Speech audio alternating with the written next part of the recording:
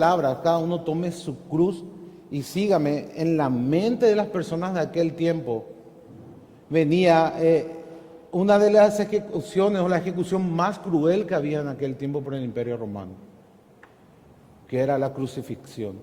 Estaba reservada para los peores criminales de aquella época. Cuando Jesús dice, tome su cruz y sígame, ellos venían venía a la mente de los oyentes una persona torturada que iba llevando el madero en el cual iba a ser clavado. Esa es la imagen del cristianismo en aquel tiempo. Cuando Jesús dijo, tome su cruz, estaba implicando que la vida cristiana es en parte sufrimiento, que el sufrimiento está ligado a la vida cristiana. Hermanos, eso no quiere decir que por ser cristianos nosotros debemos de buscar el sufrimiento, ¿verdad? O de provocar el sufrimiento. Pero sabemos que en un mundo hostil a Dios, todo aquel que quiera vivir conforme a la voluntad de Dios va a encontrar en cierta medida el sufrimiento. Eso es lo que nos dice ese versículo. Todo aquel que quiere ser mi discípulo, tome su cruz. Jesús ya te adelanta lo que va a pasar. Si quieres seguir a Jesús, vas a tener que sufrir. Vas a tener que sufrir. Segunda Timoteo 3:2 dice, y también todos los que quieren vivir piadosamente en Cristo Jesús padecerán persecución. Esta es la característica de todos los cristianos en todas las épocas. Y mucho más en aquel primer tiempo. Todos sabemos que la gran mayoría de los primeros cristianos fueron martirizados. Y durante la historia de la iglesia cristiana, en varias etapas de esa historia, los cristianos también fueron perseguidos. Y así también, hermanos, nosotros, de alguna u otra manera, vamos a tener que lidiar con el sufrimiento. La primera epístola de Pedro aborda el sufrimiento cristiano. Ese es el tema de esta epístola. Y aquí vamos a responder preguntas como ¿por qué sufren los cristianos? Y cómo debemos de responder en medio del sufrimiento. Primera de Pedro aborda por qué ocurre, para qué sirve y qué se supone que debemos hacer cuando se presenta el sufrimiento. Ahora, antes de ver el bosquejo de esta primera epístola, vamos a poner el contexto de la misma. Siempre hacemos eso, hermanos, ponemos el contexto. ¿Cuál es el propósito de la primera epístola de Pedro? Bueno, justamente el propósito es, con un corazón pastoral, Pedro con un corazón pastoral, escribe a los oyentes para alentarles, para animarles en medio del sufrimiento con las verdades eternas del Evangelio. Ese es el propósito de la carta. Pedro escribe de una manera pastoral para animar a sus oyentes con las verdades del Evangelio en medio del sufrimiento. Ahora, estas palabras de ánimo o de consuelo vienen en dos maneras en toda la epístola. La primera manera es en forma de aliento. Vamos a leer los versos 3 al 6 del primer capítulo para ver cómo este ánimo, estas palabras de ánimo vienen en forma de aliento. Dice, bendito el Dios y Padre de nuestro Señor Jesucristo, que según su grande misericordia nos hizo renacer para una esperanza viva, por la resurrección de Jesucristo de los muertos, para una herencia incorruptible, incontaminada e inmarcesible, reservada en los cielos para vosotros, que sois guardados por el poder de Dios mediante la fe, para alcanzar la salvación que está preparada para ser manifestada en el tiempo postrero, en lo cual vosotros os alegráis, aunque ahora por un poco de tiempo, si es necesario, tengáis que ser afligidos en diversas pruebas. Fíjense, hermanos, que el tono del apóstol Pedro es optimista y hasta parece irónico, porque le dice que tienen que alegrarse en medio de esas tribulaciones que van a venir. Sin embargo, a diferencia de la motivación moral infundada, ¿verdad? O las palabras cliché que dicen las personas. ¿Cuáles son esas palabras cliché, hermanos? La persona te dice sin ningún fundamento y argumento, no, tranquilo, todo va a salir bien. ¿Verdad? Hasta a veces de forma automática decimos, pero no tenemos ningún argumento para asegurar que todo le va a ir bien. ¿Verdad? O si no decimos, o las personas dicen mucho hoy con esas palabras de positivismo, de confesiones positivas, haz que suceda. ¿Verdad? Ve así en los eslogans de los WhatsApp o de Facebook y tenés que hacer que pase. Vos tenés el poder adentro. Sacá al campeón que hay adentro. Hacé que suceda, hacé que pase. Y todas esas palabras que no tienen ningún argumento, hermanos. El consuelo que nos da Pedro en su epístola tiene sus raíces profundas en la resurrección de Cristo. Fíjense, dice que según su grande misericordia nos hizo renacer para una esperanza viva por la resurrección de Jesucristo de entre los muertos. Ese es el argumento que Pedro da. ¿Y qué implica la resurrección de Jesús? Atiendan, hermanos, porque esos son los pensamientos que tenemos que traer a nuestra mente cuando nos encontramos en medio del sufrimiento. Esto es lo que Pedro está dando los argumentos teológicos. ¿Qué implica la resurrección de Jesús de entre los muertos? Que Jesús venció a la muerte, que Jesús venció al pecado, que Jesús venció al diablo. Eso implica. O sea, que somos vencedores por medio de la resurrección de Jesús. También implica que Jesús está vivo, ¿no? Si resucitó, Él está vivo. La tumba está vacía. También nos dice que al resucitar Jesús, Dios le hizo Señor de todas las cosas, ¿verdad? Para gloria de Dios Padre. Entonces sabemos que la resurrección implica que Jesús no solamente está vivo, sino que Jesús reina. Y ese es un consuelo para nosotros en medio de la aflicción. Ese es un consuelo, victoria sobre la muerte, victoria sobre el pecado, victoria sobre el diablo, vida eterna y reino eterno. Este Rey que vive para siempre nos da a nosotros, según Pedro, una esperanza viva. Eso es lo que dice Pedro, nos da una esperanza viva y una herencia incorruptible, incontaminada e inmarcesible. Esta herencia que tenemos en Jesús, amados hermanos, nos da una perspectiva correcta para afrontar el sufrimiento.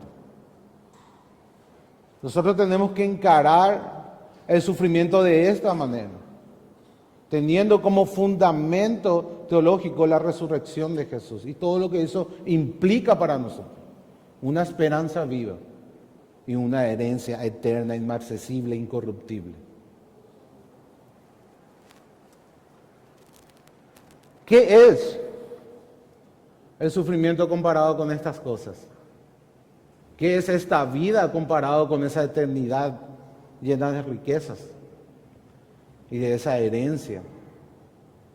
¿Qué es, hermanos? No se compara con la gloria venidera, diría Pablo en una de sus epístolas.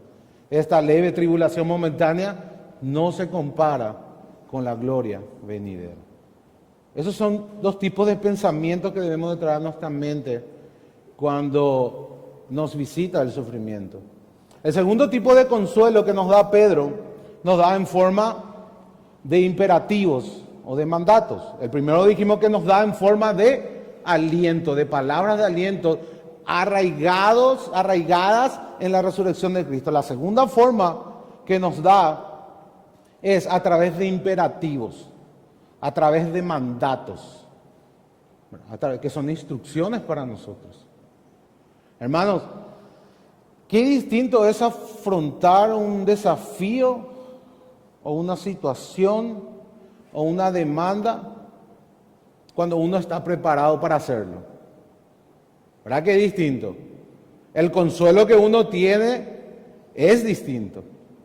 Ahora, cuando vos enfrentás un desafío para el cual no estás preparado, ahí no hay consuelo. Ahí no hay consuelo. Pero cuando vos estás preparado para algo, cuando vos tenés las instrucciones para afrontar una determinada situación, entonces sí tenés un consuelo. Ponele que vas a correr una maratón y te preparaste un año para correr. No va a traer temor cuando llegue ese día porque vos te preparaste. Estás preparado para afrontar esa situación. Estás preparado para afrontar ese desafío. O te preparaste para un examen. Estudiaste un año todos los días. Y llega el momento del examen y vos vas a estar preparado para ese desafío. Hay un tipo de consuelo en ese sentido. Y lo mismo ocurre para el sufrimiento. Dios de esa manera nos prepara a través de mandatos. Fíjense, hermano, 1 de Pedro 3:9. Dice, no devolviendo mal por mal, ni maldición por maldición, sino por el contrario, bendiciendo, sabiendo que fuisteis llamados para que heredaseis bendición. Estamos instruidos, sabemos cómo debemos de actuar en ese momento. ¿Verdad, hermanos? Seguir a Cristo entonces no solamente significa que vamos a sufrir de la manera que Cristo sufrió, sino que significa que tenemos que responder en medio del sufrimiento como Cristo respondió. Esas dos cosas significan. Sabemos que no solamente se nos ha concedido la fe, sino también el sufrir, pero también se nos ha concedido la capacidad para responder en medio del sufrimiento como Cristo lo hizo. Eso es lo que debemos de tener en mente, hermanos. Entonces, si unimos estas dos maneras en las cuales Pedro alienta a los oyentes, tenemos toda una artillería para afrontar el sufrimiento. Primeramente, las palabras de aliento basados en la resurrección de Cristo, y luego las instrucciones y los mandamientos de hacerlo. ¿Cómo Jesús respondió, hermanos? Pero no dice en su carta al sufrimiento. ¿Cómo Jesús respondió? Capítulo 2, verso 23 dice, quien cuando le maldecían no respondía con maldición. Cuando padecía no amenazaba, sino encomendaba la causa al que juzga justamente. Recuerden, hermanos, no solamente se nos concede el sufrir igual que Cristo, sino que también se nos concede la capacidad y el poder de responder así como Cristo respondió en medio del sufrimiento. De eso se trata la vida cristiana. Ese es el cristianismo y ese es el propósito del apóstol Pedro. Dar esas palabras de aliento, dar ese ánimo a través de palabras de aliento fundamentadas en la resurrección y a través de los imperativos, poniendo a Cristo como ejemplo. Todo esto está centrado en Cristo. Esta es la manera que presenta Pedro su epístola. Ahora, en base a la fecha y su audiencia, ¿quiénes eran los oyentes de la primera epístola? En el primer versículo de la carta dice, Pedro, apóstol de Jesucristo, a los expatriados de la dispersión en el Ponto, Galacia, Capadocia, Asia y Bitinia. Esta zona es lo que hoy llamamos Turquía. Esa es la región a la cual Pedro escribió. ¿Y quién eran estos oyentes? Si nosotros vemos el tono de toda la epístola, evidentemente estas personas estaban sufriendo algún tipo de exclusión social a causa de su fe. Vemos que ellos estaban sufriendo insultos, calumnias y todo tipo de palabras maliciosas. Ahora, según el contexto, todavía no se ha desatado una persecución, sino que hay un rechazo social. Y eso es muy importante, hermanos, que tengamos en cuenta. Otro punto importante, la fecha. Vamos a ver por qué es importante la fecha. Según los historiadores y según el relato del Nuevo Testamento, Pablo fue encarcelado en Roma y liberado de su primer encarcelamiento en el año 62. El año 62 después de Cristo. Pablo fue liberado de su primer encarcelamiento. Él no fue ejecutado en su primer encarcelamiento de Roma. En el primer encarcelamiento él fue liberado. Y esa liberación ocurrió en el año 62. Pedro escribe esta epístola desde Roma, ¿verdad? Que le da un nombre con códigos, porque le denomina Babilonia, pero en realidad se está refiriendo a Roma y casi todos los estudiosos coinciden con esto. Teniendo en cuenta la liberación de Pablo en el año 62 y que Pedro no menciona a Pablo, solamente a Marcos, todos coinciden en que esta epístola fue escrita en el año 63 después de Cristo, un año después de la liberación de Pablo y un año antes que se desatara la gran persecución, la primera gran persecución cristiana, que fue en el año 64 en el incendio de Roma, cuando se desata la primera persecución por el emperador Nerón. Y es muy importante saber esa fecha. ¿Saben por qué, hermanos? Porque si bien cierto, ellos estaban sufriendo de alguna manera a través de los insultos y las calumnias y las palabras maliciosas, el apóstol Pedro, inspirado por el Espíritu Santo, le estaba preparando para un sufrimiento aún mayor que se estaba por desatar. Y por eso es muy importante que tengamos la fecha. Porque ahí vemos cómo el apóstol Pedro prepara a ese pueblo para ese sufrimiento que iba a venir. Y quizás Dios también nos habla de esa manera a nosotros para prepararnos para los sufrimientos que van a venir en esta vida. No tengamos falsa expectativa, hermanos. Vamos a sufrir, Jesús nos dijo, en el mundo contrará aflicción. Por tanto, debemos de prepararnos de una manera preventiva para enfrentar ese sufrimiento que vimos se nos ha concedido juntamente con la fe, como a todos los cristianos. Pero también se nos concede la capacidad para responder en medio del sufrimiento, así como Cristo lo hizo. Tenemos entonces la audiencia, la situación, la fecha, el lugar donde escribió y todo este contexto histórico que es muy importante, hermanos, por todo lo que les dije. Vamos ahora entonces al bosquejo. ¿De qué manera Pedro organiza todas estas enseñanzas, todos estos mandatos? Bueno, a diferencia de Pablo, que Pablo es un poco más ordenado para nuestro gusto quizás, ¿verdad? Tiene un pensamiento más occidental, en cuanto a que Pablo en sus epístolas, por ejemplo, los primeros capítulos siempre es doctrina, ¿verdad? Y luego los últimos capítulos son aplicación de la doctrina. Y casi siempre tiene ese orden. Bueno, Pedro no. Pedro viene mezclado. Te tira doctrina, aplicación, a veces te tira aplicación y en el mismo versículo otra vez te tira la doctrina y es como que va en un círculo y va dando capas, en esas distintas capas, muy parecido a Juan. En esas distintas capas te va dando más información y más grosor y más matices de esa verdad. Es de esa manera como Pedro escribe.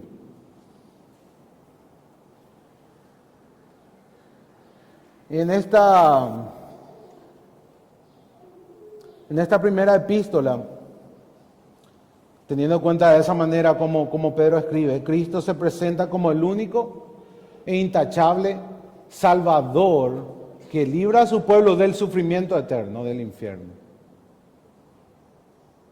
Siempre tenemos que tener en cuenta, hermanos, que hay un sufrimiento mucho mayor de lo que pasamos aquí.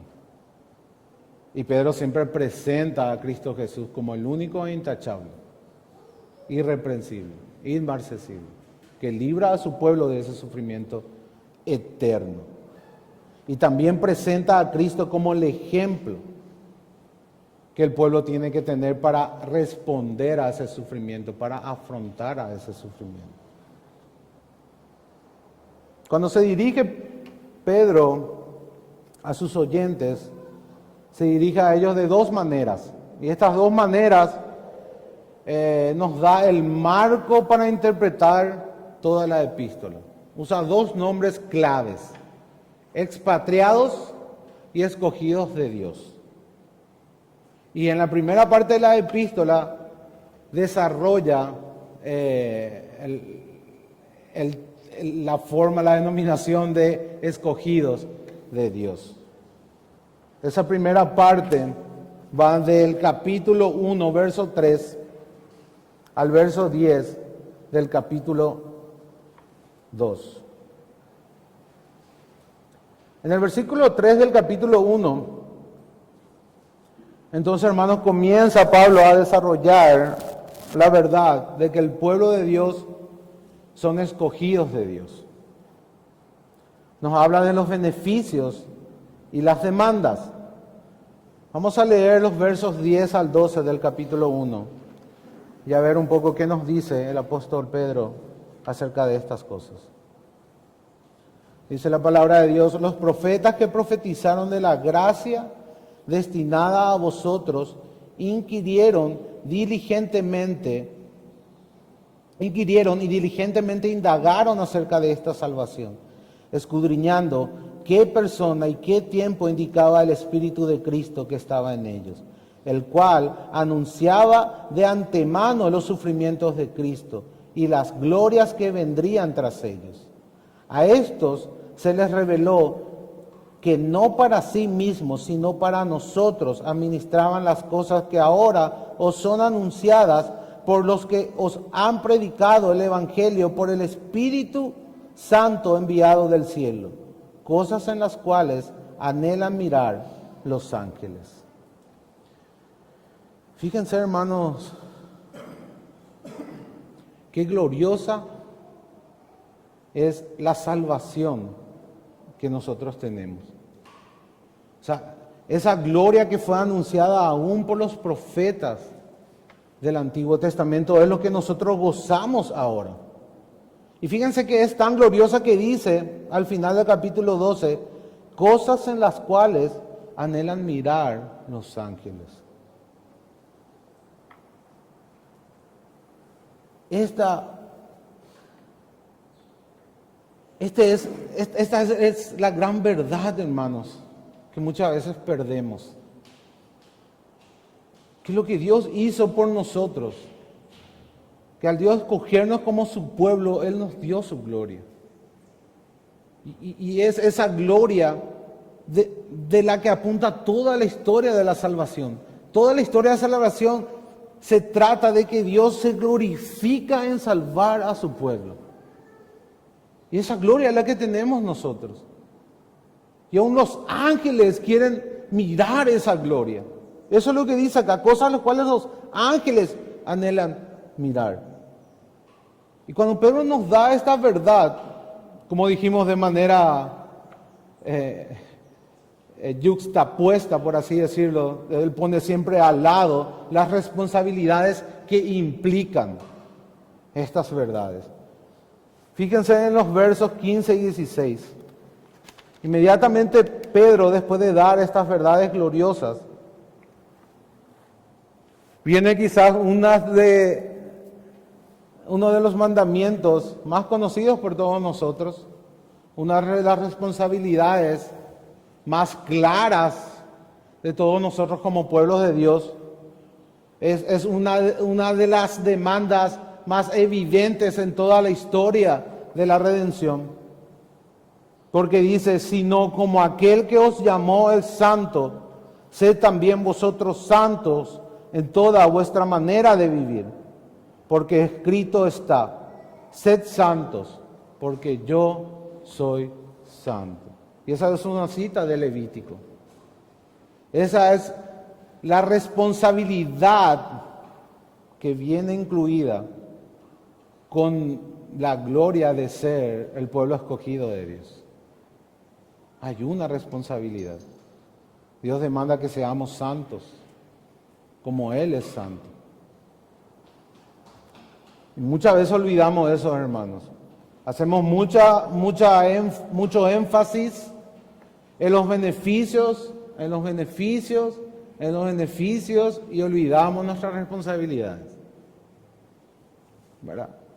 Como todo el pueblo hace ahora, todo el mundo protesta, todo el mundo se acuerda de sus beneficios y sus derechos nomás, pero nadie se acuerda de sus responsabilidades. Todos siguen coimeando en la ruta cuando transgreden, todos siguen comprando en negro en el centro, nadie paga sus impuestos, todos evaden, pero todos reclamamos.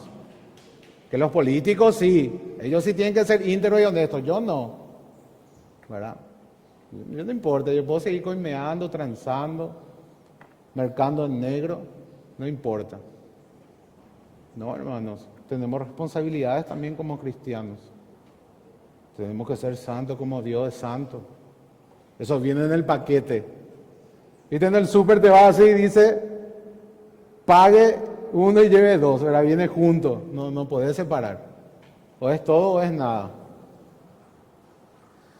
Es todo o es nada. En la segunda sección nos habla de la segunda manera en cómo se refiere Pedro a sus oyentes, expatriados. Nos dice también que son extranjeros y peregrinos. Les implora en base a esta verdad, en esta sección que va del verso 11 del capítulo 2 al verso 11 del capítulo 4, un estilo de vida diferente, pero atractivo para el mundo hostil. Ser salvos no nos exime de nuestras responsabilidades como trabajadores, como hijos, como ciudadanos, como esposos, como hijos de Dios.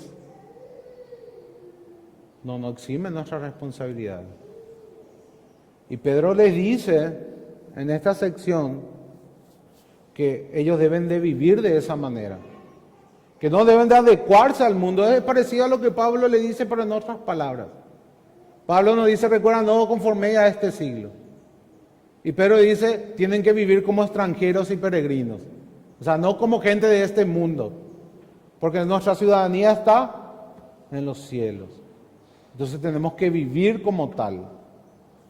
Y increíblemente, aunque esta santidad, ¿verdad?, va a producir una hostilidad, a la larga Dios usa esa manera de vivir para atraer a sus escogidos.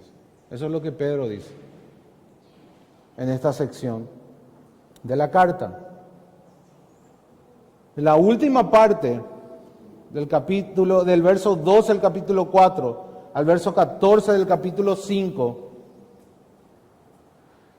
es como el libro va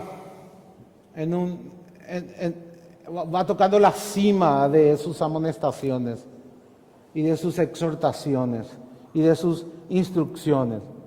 Y Pedro va tirando respuestas apropiadas para el sufrimiento. Por ejemplo, nos dice cosas como confiar nuestras vidas y nuestras circunstancias a Dios. ¿Verdad, hermanos? Parece que todos sabemos esa verdad. Pero ¿qué pasa cuando viene el sufrimiento? ¿En quién confiamos? ¿En manos de quién ponemos nuestras circunstancias y nuestras vidas? ¿Verdad que tenemos que luchar para hacerlo? Tenemos que batallar para poner nuestra confianza en Dios y no en nosotros, o en nuestras capacidades, o en las personas que están alrededor nuestra. Por eso Pedro les dice una y otra vez que deben poner su confianza en Dios y sus circunstancias en Dios, aquel que juzga justamente. Y también le dice que en medio de ese sufrimiento debe continuar viviendo en rectitud. Vamos a leer el verso 12 del capítulo 4, que nos habla de esto.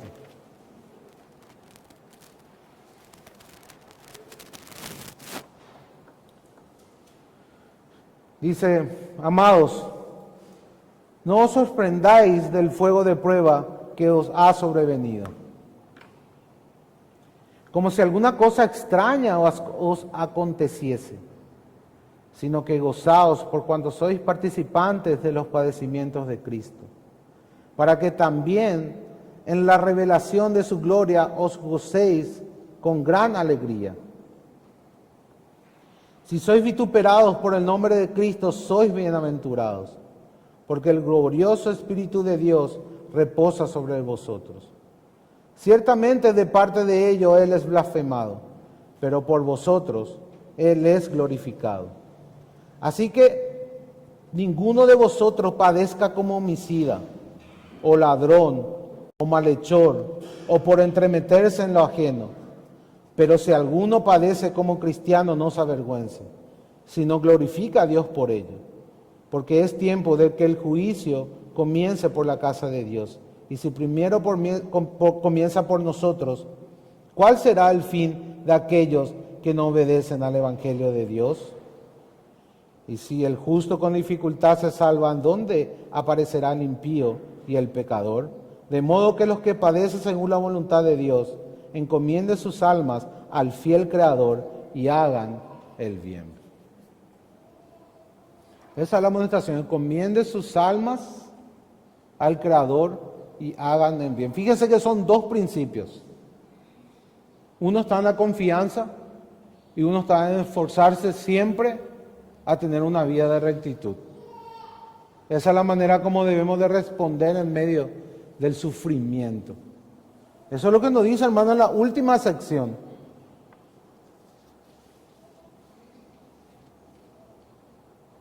Hay algo llamativo también. Hay para un sufrimiento para el cual no se nos instruye, ¿verdad?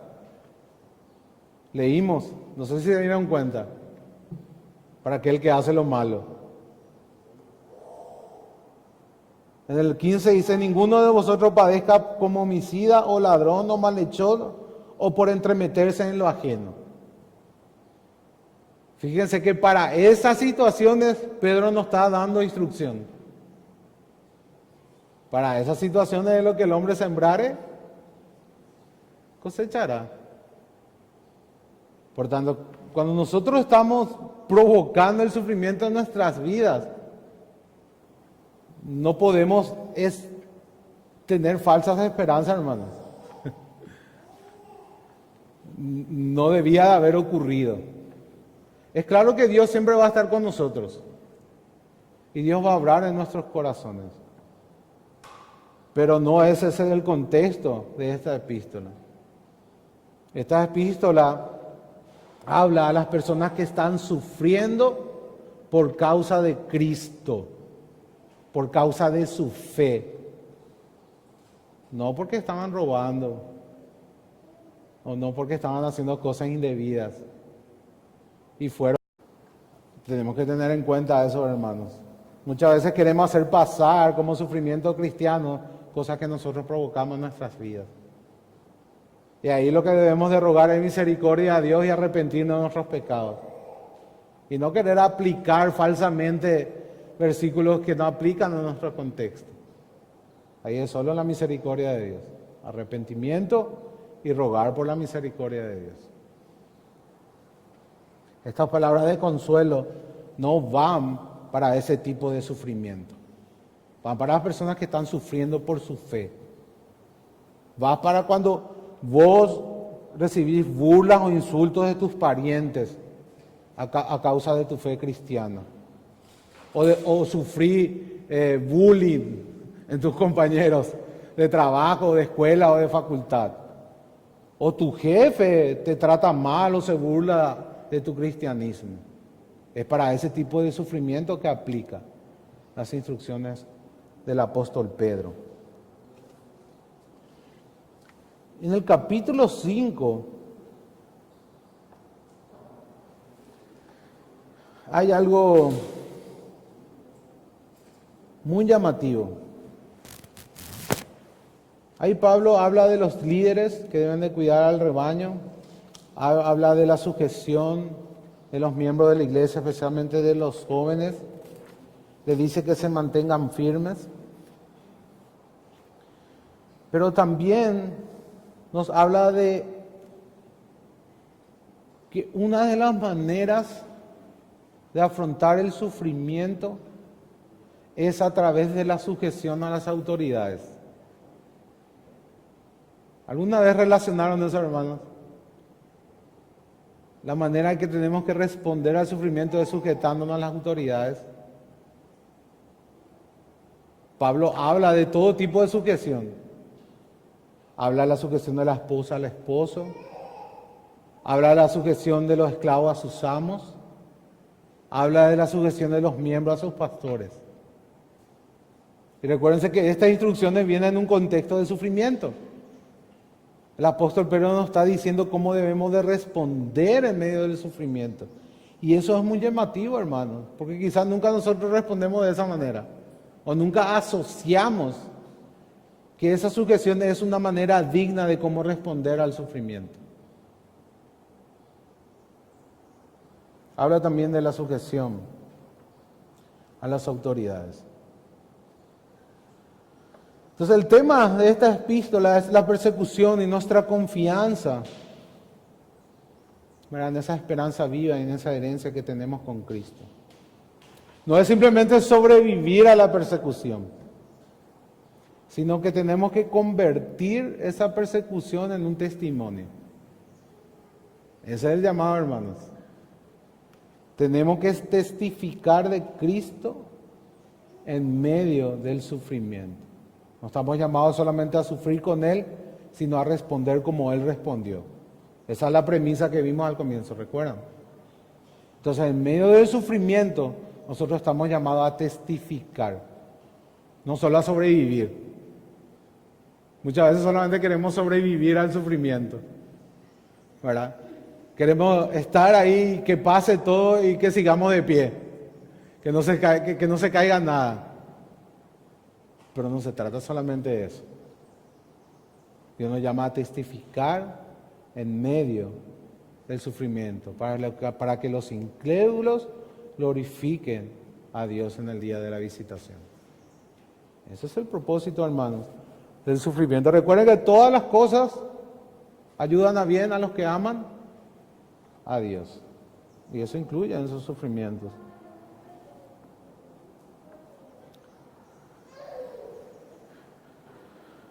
Dijimos, el punto resaltante es, para mí, al menos algo que nunca hice relación, y les dije, es el tema de la sujeción a las autoridades. Nunca relacioné el sufrimiento con la sujeción a las autoridades, les soy sincero. Pero el apóstol Pedro da esta relación aquí. Someterse al Estado, someterse a su jefe, someterse al esposo, someterse a la iglesia, someterse a todo tipo de autoridad. Y vuelvo a repetir, hermanos, porque me parece algo nuevo y muy importante. Esa es la manera como debemos de responder al sufrimiento. Y creo que debemos hacer énfasis en esto más aún en este tiempo, donde la iglesia parece que ha perdido su norte, ¿verdad? En muchos países se mezcla con el mundo y con ideologías que son anticristianas y participa de manifestaciones hasta violentas y obscenas. Entonces es muy importante que entendamos que como cristianos estamos llamados a sujetarnos a las autoridades en medio del sufrimiento. Toda vez que eso no nos obligue a ir en contra de Dios, a desobedecer sus mandamientos.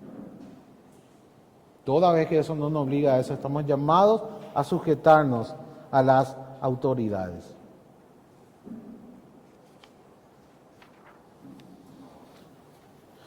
En cuanto a los temas, ya adelantamos uno y dijimos que estas palabras van dirigidas a los cristianos que sufren por su fe, no a los cristianos que hacen cosas malas. Aquellos que hacen cosas malas deben asumir las consecuencias, arrepentirse de sus pecados y clamar a Dios por su misericordia. Ese es el camino, no hay otro. No hay otro para el cristiano. Tampoco habla del sufrimiento que viene de desastres naturales o de guerras o de agitación económica. No habla del desempleo, de la enfermedad, ni de problemas de enamoro, como dirían los brasileños, ¿verdad? Ni problemas de corazones rotos. No está hablando de ese tipo de sufrimiento. Tenemos que aprender, hermanos, a aplicar correctamente la Biblia. Está hablando específicamente de cuando los cristianos sufren algún tipo de rechazo social a causa de su fe. Cuando son calumniados, cuando se burlan de ellos, cuando le hacen bullying por ser cristianos. Eso sería en un término coloquial o contemporáneo para que todos entendamos. Habla de ese tipo de sufrimiento y por eso es tan aplicable a nuestra realidad. Porque quizá hoy nosotros no vamos a vivir una persecución tipo la de Nerón, que se desató en el año 64 después del incendio de Roma. Pero sí vamos a sufrir este tipo de sufrimiento que ellos se enfrentaban, ¿verdad? Que se burlen de nosotros, o que digan calumnias acerca de nosotros, o que nos rechacen por ser cristianos y no quieran compartir con nosotros. Ese tipo de cosas sí podemos sufrir hoy. Por eso esta epístola es tan relevante, hermanos, para nuestro tiempo y para este lado del mundo, porque aplica a nuestra realidad, al menos para aquellos que quieran vivir piadosamente. Para ellos aplican. Ahora, si como cristianos decidimos vivir como mundanos, no vas a sufrir ninguna persecución. Al contrario, te vas a divertir con lo mundano. La vas a pasar bomba.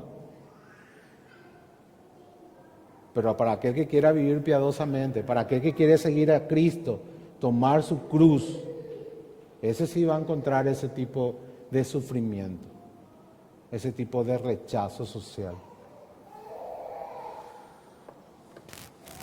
Diversas pruebas le llama Pedro.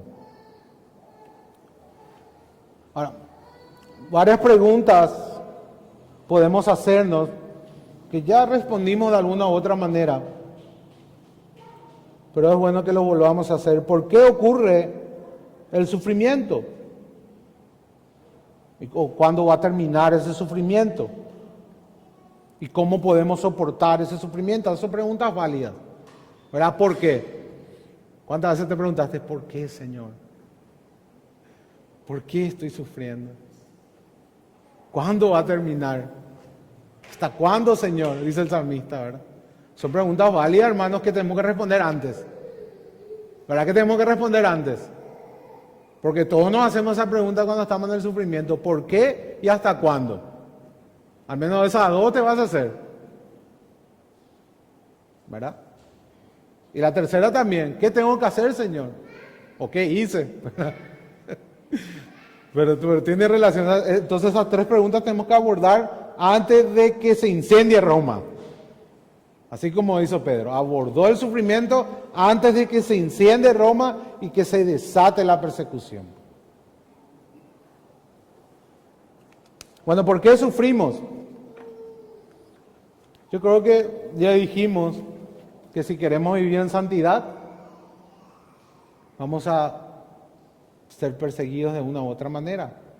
¿Por qué? Porque el mundo es hostil a Dios. Y si tú te quieres parecer a Dios, adivina qué, va a ser hostil a vos. Esa es la primera razón. Capítulo 2, versos 9 y 10, dice: mas vosotros sois linaje escogido,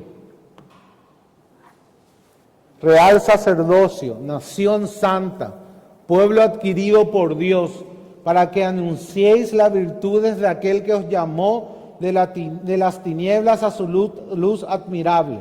Vosotros, que en otro tiempo no erais pueblo, pero que ahora sois pueblo, que en otro tiempo no habéis alcanzado misericordia, pero que ahora habéis alcanzado misericordia. Fíjense, hermanos, que nosotros no éramos su pueblo, pero Él nos hizo su pueblo. Ahora que hemos sido santificados, estamos llamados a vivir una vida de santidad.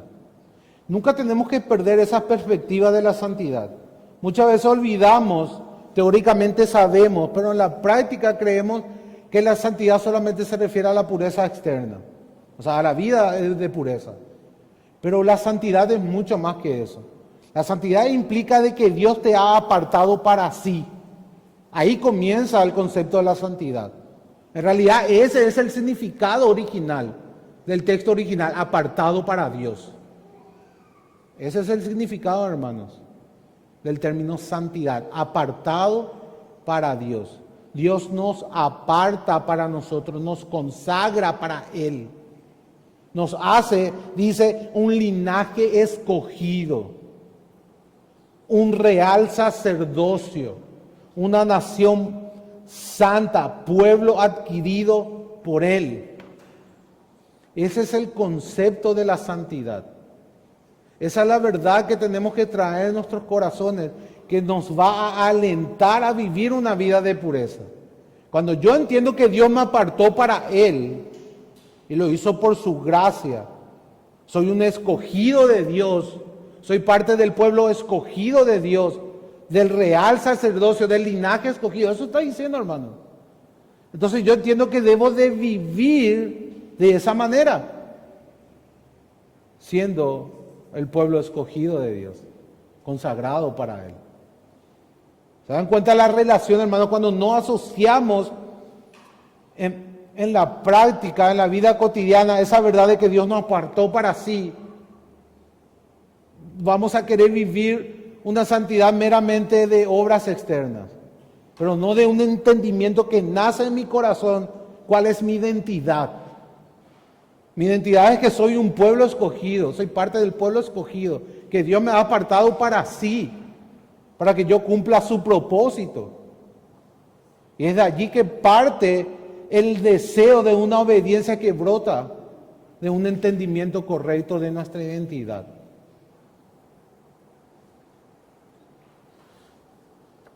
Dios nos hace un pueblo nuevo para que vivamos de una manera nueva. Los versos 14 y 16 del capítulo 1 dice: como hijos obedientes, no os conforméis a los deseos que antes teníais estando en vuestra ignorancia, sino como aquel que os llamó de santos, sed también vosotros santos en vuestra manera de vivir, porque escrito está: sed santo porque yo soy santo. Ahora, esta instrucción práctica está relacionada a lo que él ha dicho antes, a la verdad teológica de que somos un pueblo escogido de Dios, un real sacerdocio, una nación santa, adquirida por Él y para Él. Cuando entendemos esa verdad, entonces vamos a poder obedecer el mandato de ser santos, porque en realidad solamente vamos a manifestar lo que somos. ¿Se entiende, hermanos, cómo debemos de tener siempre esa asociación entre la doctrina y la práctica? No podemos ir directamente a la práctica sin entender de dónde brota esa instrucción. Porque en el cristianismo toda instrucción brota de una verdad eterna, brota del Evangelio.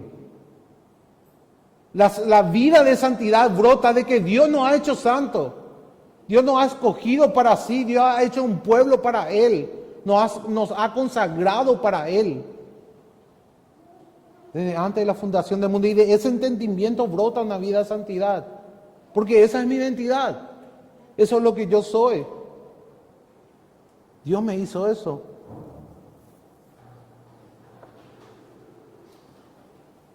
Tenemos que entender entonces, hermanos, que el concepto de santidad sí implica pureza, pero parte de que hemos sido apartados para Dios. Fíjense en el capítulo 4, verso 2. Dice: para no vivir el tiempo que resta en la carne, conforme a las concupiscencias de los hombres, sino conforme a la voluntad de Dios. Baste ya el tiempo pasado para haber hecho lo que agrada a los gentiles, andando en lascivias, concupiscencia, embriagueces, orgías, disipación y abominables idolatrías. A estos les parece cosa extraña que vosotros no corráis con ellos en el mismo desenfreno de disolución y os ultrajan. ¿Cuál es la razón por la cual ellos son perseguidos? ¿Cuál es la razón por la que ellos sufren? Que ellos están viviendo en base a lo que son. Y eso para el mundo es cosa extraña. Eso es lo que le está diciendo Pedro. Pero ¿por qué estos no quieren ser como nosotros? ¿Por qué no quieren seguir a la corriente? ¿Verdad? ¿Por qué estos no quieren escuchar a Bad Bunny? Pongo algo así bien contemporáneo. ¿Por qué a él no le gusta este tipo de música? ¿Por qué no quiere estar con nosotros? ¿Por qué no quiere salir e ir a las fiestas con nosotros? Y cosas así. Entonces ya comienzan a burlarse de vos. Ese es el tipo de sufrimiento que aplica, hermanos, a las palabras de Pedro. Cuando uno decide consagrar su vida en base a lo que es, cuando uno lleva la realidad teológica a la realidad práctica. Hemos sido escogidos por Dios, consagrados por Dios, apartados por Dios. Ahora tenemos que vivir como tal. Dios nos manda y Dios ya nos capacitó para ello. Dios nos dio una entidad. Dios nos dio un nuevo corazón. Dios nos dio una nueva vida. Dios nos dio a su Espíritu Santo. Dios nos dio su palabra. Dios nos dio su evangelio. Es de ahí que parte, hermanos, la realidad práctica. Es por eso que decimos que no puede haber una vida de santidad si no hay una correcta teología. Si no tenemos una sana doctrina, una sana enseñanza, no podemos tener una vida sana cristiana. Nosotros tenemos que entender quiénes somos y por qué hacemos lo que hacemos. ¿Verdad? Le diría la frase, somos lo que somos y hacemos lo que hacemos. Pero en un buen sentido. Somos un linaje escogido, un real sacerdocio, un pueblo adquirido por Dios y por tanto vivimos en base a esa verdad. El cristiano vive en el ya, pero todavía no. ¿Verdad? Somos parte ya de la nueva creación. Recuerden que el concepto de nueva creación o nueva criatura, porque de modo que si alguno está en Cristo, nueva criatura es, según Corintios 5:17, ¿verdad? Es un concepto que incluye una renovación cósmica. No solamente es una renovación del alma de manera individual. Dios está haciendo una renovación cósmica en Jesucristo. Él está poniendo todas las cosas por debajo de sus pies.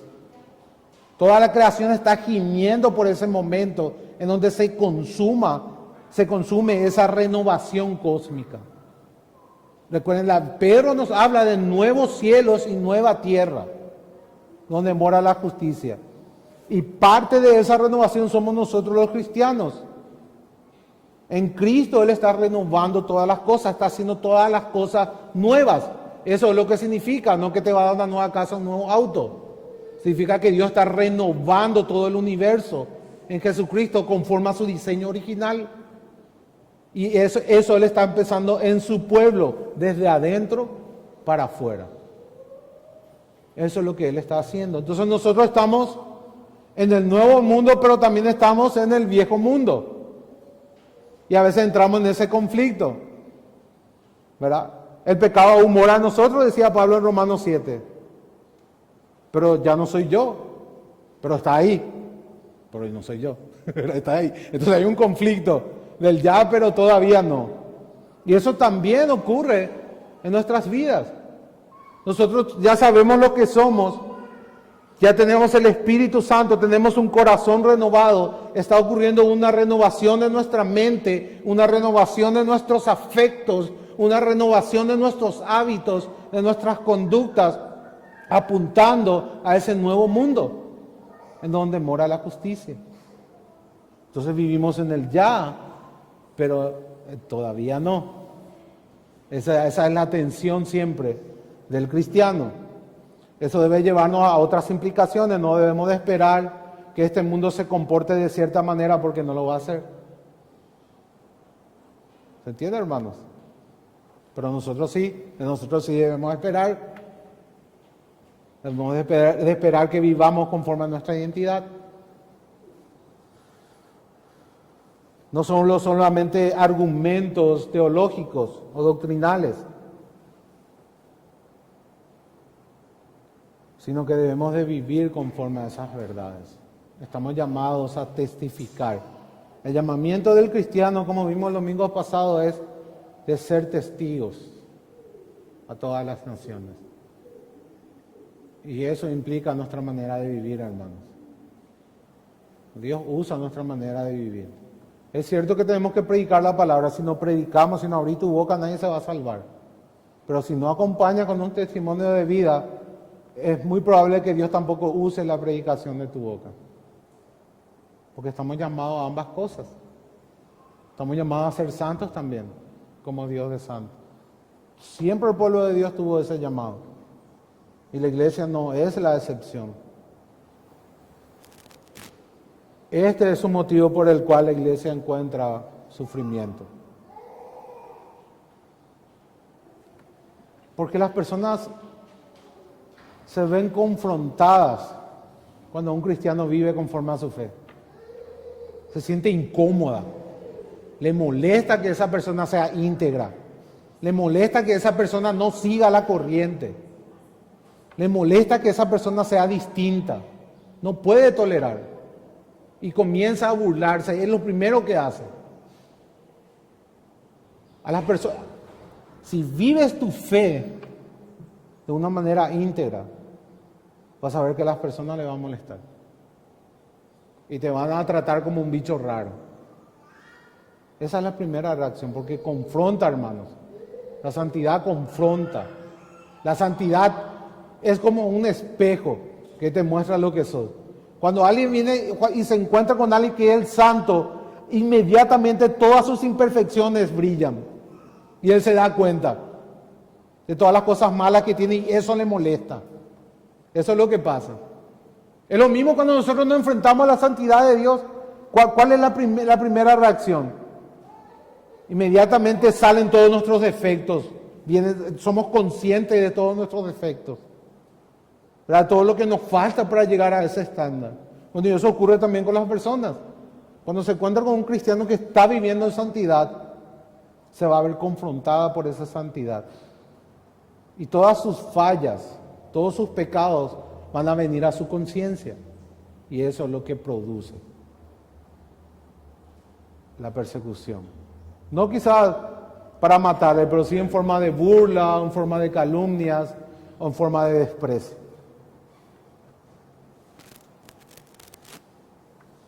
Esa es una razón entonces para el sufrimiento. Otra de las razones es que estamos llamados por Dios para participar en los sufrimientos de Cristo. Ahora, los sufrimientos de Cristo fueron únicos, hermanos. No quiere decir que nosotros vamos a hacer la ofrenda por los pecados.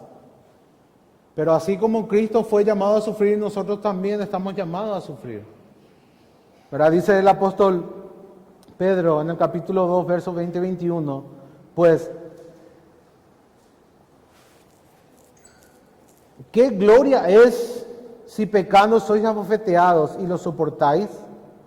Mas, si haciendo lo bueno sufrís y lo soportáis, esto ciertamente es aprobado delante de Dios, pues para esto fuisteis llamados, porque también Cristo padeció por nosotros, dejándonos ejemplo para que sigáis sus pisadas.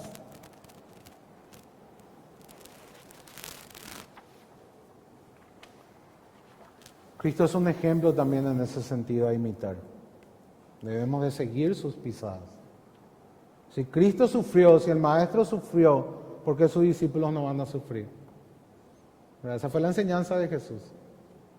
Y pero nos llama a seguir las pisadas del Señor Jesucristo. Debemos de tomar nuestra cruz y seguir a Cristo. y asumir todo lo que debemos de asumir a causa de nuestra fe. Ahora, ¿hasta cuándo va a ser este sufrimiento?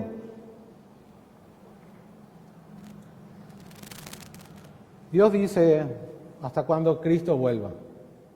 Pero hay un momento de vindicación, eso vimos también en la epístola a los Romanos. Cuando Dios vindique su justicia, Él también va a vindicar a su pueblo. Y ahí termina la persecución. Hermanos, todas las veces que la Biblia habla del juicio de Dios a las naciones, también habla de la salvación de su pueblo. O sea, esos dos eventos ocurren al mismo tiempo. Dios juzga a las naciones y en ese momento salva y vindica a su pueblo. Por tanto, ¿cuánto va a terminar el sufrimiento? Y es sencillo, cuando te mueras o cuando Cristo vuelva. Esa es la expectativa. Cuando te mueras o cuando Cristo vuelva. Ahora, para todo aquel que quiere vivir piadosamente, tú puedes decir, no, yo no quiero sufrir, no voy a vivir piadosamente. Y no vas a sufrir, yo te puedo asegurar. Al menos no por tu fe, pero sí vas a sufrir otras cosas que no están contempladas en esta epístola, dijimos. Enfermedades, catástrofes naturales, problemas económicos, problemas políticos, de eso no te vas a librar. Viva o no viva tu fe, vas a sufrir de esa manera. Estamos hablando de sufrir por la fe. Estamos hablando de sufrir por la fe. Como último punto vamos a ver algunas respuestas correctas al sufrimiento que Pedro nos da. Ya tocamos, hermanos, pero vamos a repetir para cerrar la clase. Bueno, la primera respuesta es ser testigos. Ese es el llamado del apóstol Pedro. Estamos llamados a responder ¿cómo?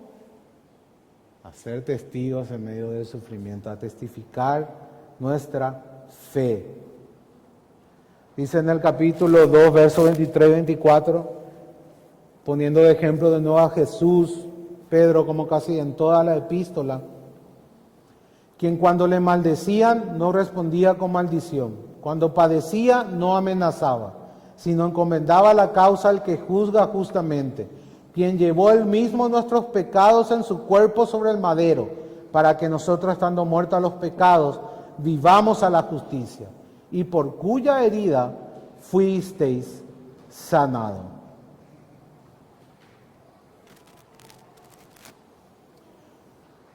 Pero entonces reconocía el perdón del Señor.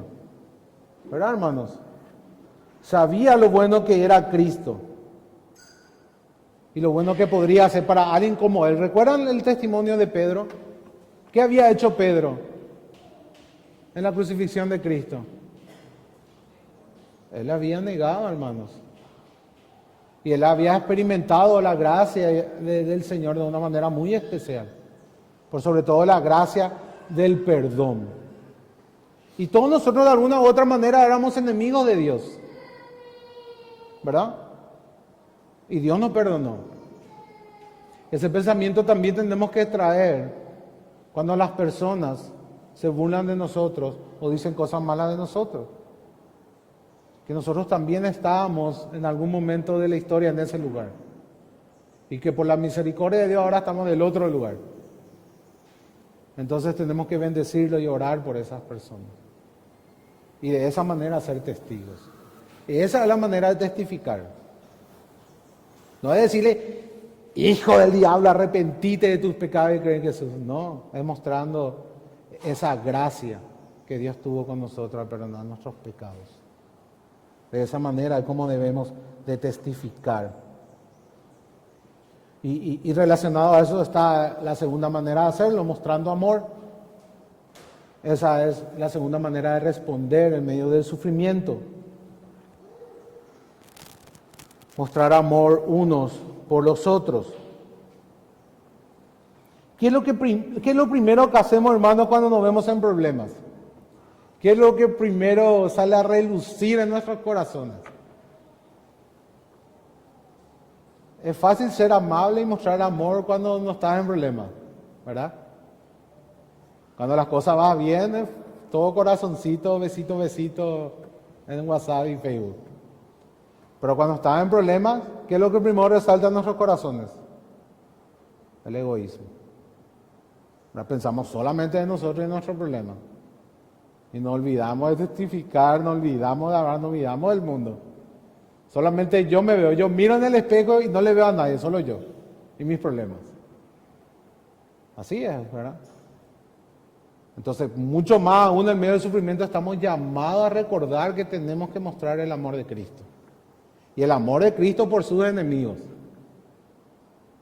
Así como Él bendecía a los que le maldecían. Nos puso hace rato Pedro la imagen de Jesús en ese contexto. En el capítulo 4, versos 7 al 10 dice: mas el fin de todas las cosas se acerca, sed pues sobrios y velad en oración. Y ante todo, tened entre vosotros ferviente amor, porque el amor cubrirá multitud de pecados. Hospedaos los unos a los otros sin murmuraciones. Cada uno seguro en don que ha recibido, ministrelo a los otros, como buenos administradores de la multiforme gracia de Dios. Fíjense, hermanos, que el concepto del amor no es solamente en el contexto de testificar a los incrédulos, sino en el contexto de la iglesia. ¿Qué es lo que uno tiene que hacer cuando está en sufrimiento? Apartarse, dejar de congregarse, aislarse totalmente. No, debe de buscar refugio en la iglesia. Debe de buscar amor y mostrar amor en el contexto de la iglesia. Eso es lo que nos dice. En tiempos de conflicto, los cristianos deben hundirse y defenderse unos a otros. Debe demostrarse amor unos a otros. Esa es la manera, hermano, no aislarte. Yo no sé por qué los cristianos están en problemas y dejan de congregarse. Lo primero que hacen es, ¿verdad? Tienen problemas y se aparece 2 meses. ¿Qué pasó, fulanito? Ay, no, está teniendo un problema. Tiene esto y esto. ¿Por qué dejó de congregarse? Y le llamáis, no, lo que pasa es que estoy mal y no quiero irme hacia la iglesia. ¿Y dónde vas a encontrar solución si no en la iglesia, hermano? ¿Dónde vas a encontrar consuelo? Es aquí donde debes buscar. Mientras más problemas tenés, más cerca tenés que estar. Porque solamente aquí donde vas a encontrar consuelo. O sea, yo sé que no es perfecta. Ninguna iglesia es perfecta. Pero es la representación de Cristo aquí en la tierra. La iglesia es Cristo. Y siempre pongo el ejemplo del apóstol Pablo. Saulo, Saulo, ¿por qué me perseguía? ¿A quién estaba siguiendo Pablo? A los cristianos. Cristo es la iglesia y la iglesia es Cristo. Somos cuerpo, el cuerpo del Señor Jesucristo. Por tanto, cuando tenemos problemas, estamos sufriendo dificultades, ahí aún más debemos de congregarnos. Y la tercera manera es la que a mi entender es algo verdaderamente revelador, que es el sometimiento. El sometimiento, hermanos. Pablo habla de someterse a las autoridades civiles, del sometimiento de la esposa al esposo, del sometimiento de los empleados a su jefe, del sometimiento de los miembros a sus líderes, del sometimiento a todo tipo de autoridad. Sabemos, según Romanos, que toda autoridad fue puesta por el Señor. Por tanto, esa es una manera que debemos responder al sufrimiento. No dejarnos llevar por este espíritu de protestas. No digo que un cristiano no pueda protestar, debe de hacerlo debidamente conforme a los estatutos de la ley. Nuestra ley contempla huelgas, contempla protestas, por tanto podemos hacerlo dentro de ese contexto, ¿verdad? De una manera pacífica, sin quebrantar la ley, podemos hacerlo. Tenemos libertad en Cristo y debemos de usar esa libertad. Ahora, no usemos esa libertad, dice Pedro, como pretexto para hacer lo malo. Ese es el tema, hermano. No utilicemos nuestra libertad como pretexto para hacer lo malo. Cristo nos ha hecho libre. La verdad de Cristo nos ha hecho libre, dice el apóstol Juan. Ahora, pero utilicemos esa libertad para ser testigos, para mostrar amor en el contexto de la iglesia y para someternos a las autoridades. De esa manera como debemos de responder al sufrimiento por el poder de la resurrección, porque tenemos una esperanza viva y una herencia incorruptible, y porque Dios nos ordena a obedecer, nos dice cómo debemos de responder. ¿Qué tenés que hacer cuando alguien te ofende? Tenés que orar por él y bendecirle. Dios te dice qué tenés que hacer. Dios te da las instrucciones. No estás desorientado en cuanto a instrucción.